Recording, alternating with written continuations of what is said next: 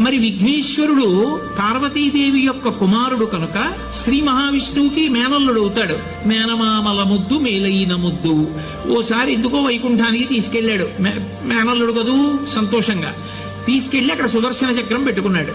ఇదేమిటో బాగుందని తీసి తొండంలో కింద పెట్టి మింగేశాడు. అయ్యబాబో, ఇది శత్రు సంహారకమైనటువంటి సుదర్శన చక్రం రా, దీన్ని మింగేశాడు పిల్లాడని ఎలా బయటికి తెప్పించాలో అర్థం కాక విష్ణువు మొట్టమొదట ఆ పిల్లాడి ముందు ఇలా చెవులు పట్టుకుని గుంజీలు తీశాడు. గుంజీలు తీస్తే మామయ్య అదేమిటి అంత విచిత్రంగా కిందకి మీదకి ఊగుతున్నామని పడి పకపకా నవ్వాడు. ఆ నవ్వడంలో పొలమారి లోపల ఉన్న సుదర్శన చక్రాన్ని పైకి కక్కాడు. పైకి కక్కడానికి విష్ణువుకి సాధనంగా ఆనాడు గుంజీలు తీశాడు కనుక ఎవరు గుంజీలు తీస్తారో వాళ్ళని చూసి సంతోషించి అనుగ్రహిస్తూ ఉంటాడు.